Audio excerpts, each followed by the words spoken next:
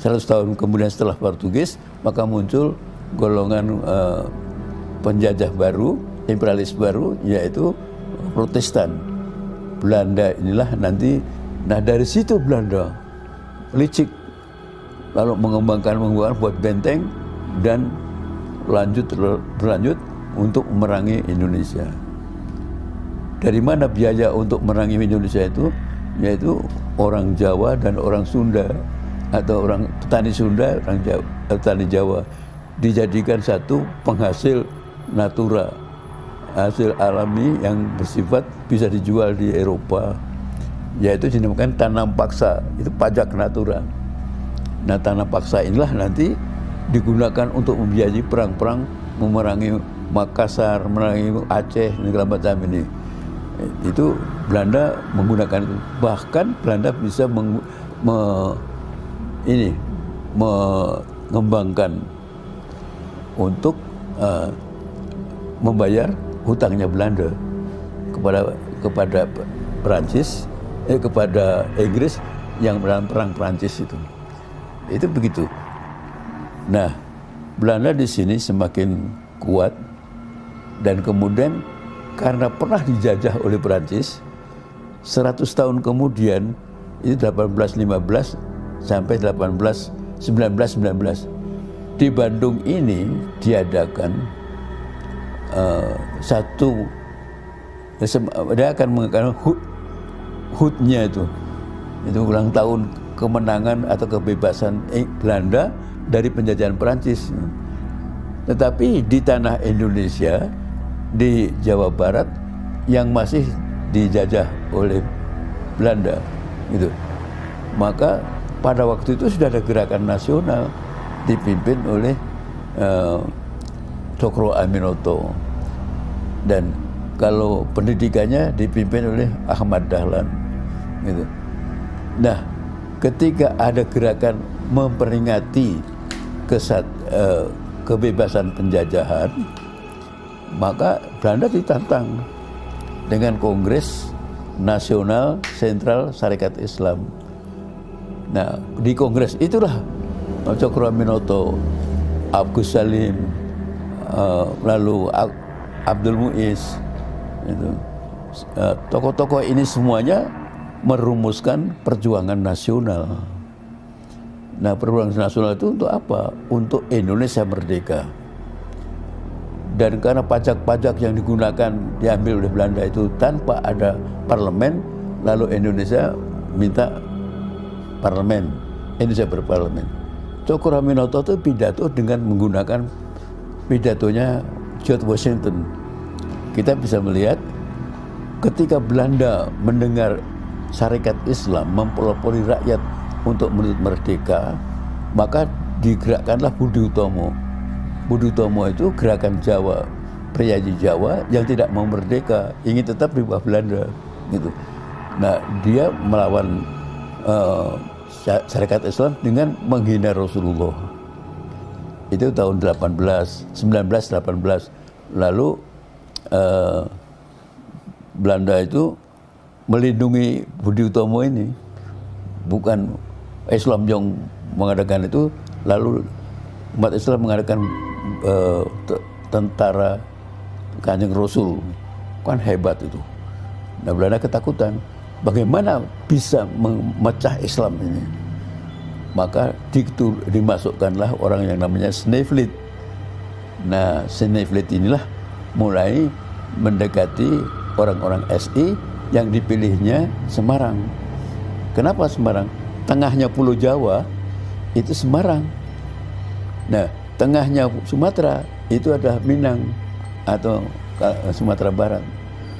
Nah, kemudian di Semarang lah dimulai di kantor SI didirikan PKI. Gitu. Nah, pimpinannya Semaun, Darsono, lalu Tan Malaka. Itu buku yang ini Madilog itu adalah dia pelopor pendiri PKI.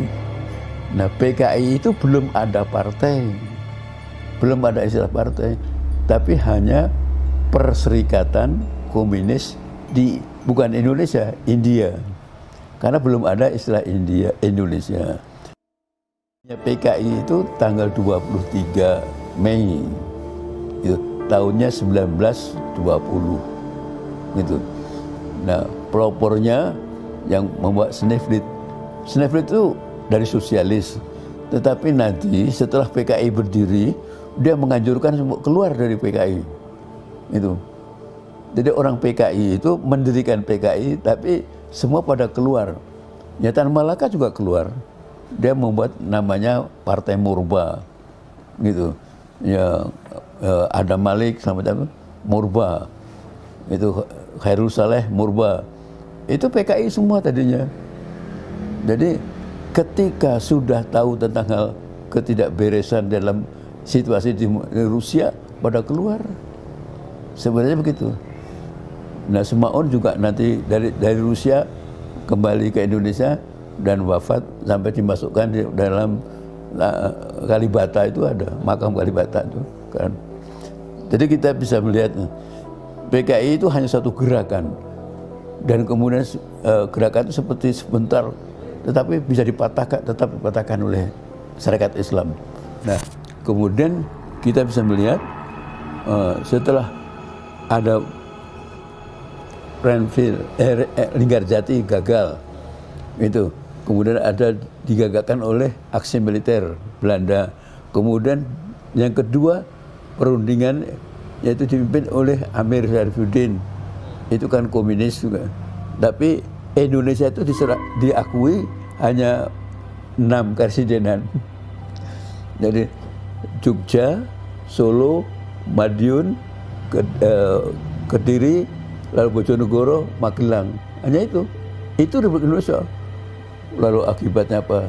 Jadi dijatuhkan dalam sidang itu DPR itu, lalu dia dijatuhkan, lalu dia membuat satu gerakan yang dinamakan Madiun, peristiwa Madiun.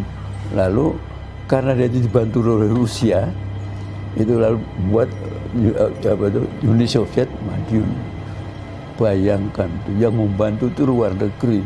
Tapi PKI itu karena bertentangan dengan berkat rahmat Allah yang dia akan memarxiskan Indonesia, gagal. Gitu. Pertempuran yang akan direncanakan merebut Madiun 14 hari, 8 sudah masuk. Rakyat bisa melihat gambar merah putih sudah masuk Madiun lagi. Dan kita bisa melihat tentara PKI itu, waktu itu yang dari Pesindo, senjatanya baru-baru semuanya, disandang begitu baru. Jadi bukan seperti TNI apa, tapi dengan rahmat Allah itu bisa terusir. 8 hari itu pendek sebenarnya, tapi bisa menyembelih kiai-kiai yang cukup banyak. Karena apa? Menteri Pertahanannya itu sebelumnya adalah Amir, dan Amir tahu daftar orang-orang yang bertempur di 10 November Surabaya, ditunjuk segera dibunuh habis-habisan. Pembunuhannya ada, ia juga menggunakan seperti lubang buaya, tetapi sumur yang ada di Soco, ada di Magetan. Nah, para TNI dari Siliwangi itu melihat itu, menyaksikan bahwa korban-korban itu semuanya itu. Maka kesimpulan bahwa binatang itu sudah buas, tapi lebih buas itu adalah PKI. Kita ingat bahwa setelah proklamasi itu ada kudeta-kudeta yang dikerjakan oleh komunis, yaitu sampai yang pertama, saya ulang lagi, yaitu pertama di Cirebon, itu juga dipatahkan oleh TNI, pada waktu belum nama TNI.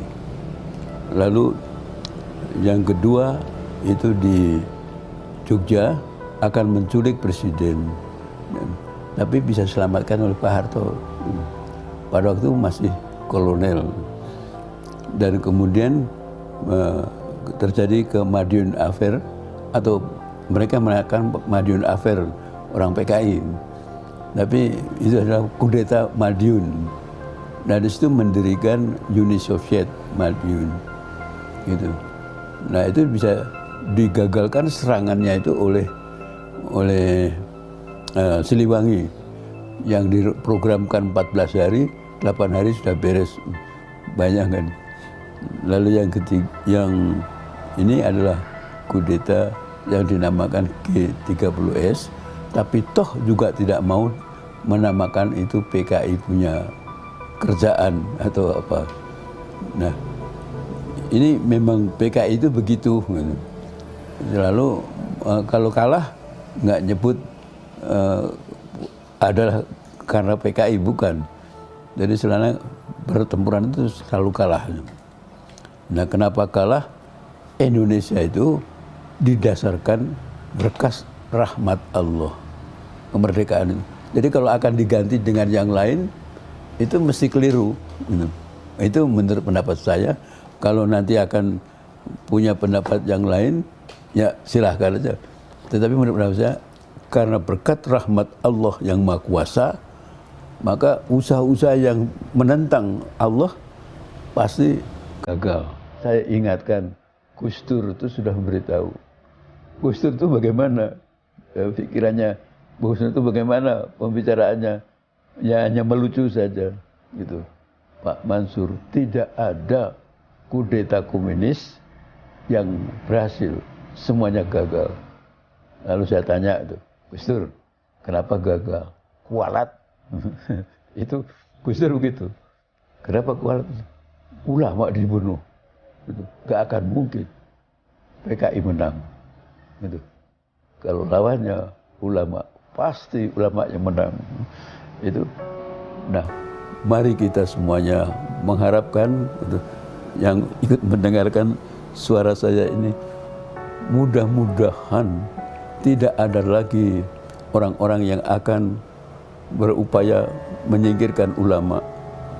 Yang kedua, mudah-mudahan para pelaku-pelaku politik di Indonesia itu bisa merumuskan yang bisa benar dan tidak bertolak belakang dengan Al-Quran dan Sunnah. Bahasa-bahasa itu diperlukan untuk bisa semuanya senang di dalam Indonesia yang semua agama menjadi hidup bersama-sama dengan penuh kehormatan, tidak dikecilkan karena jumlahnya kecil, tidak dibesarkan karena besar, tetapi membuat kebersamaan. Hanya Islam di Indonesia yang bisa memimpin Indonesia seperti itu.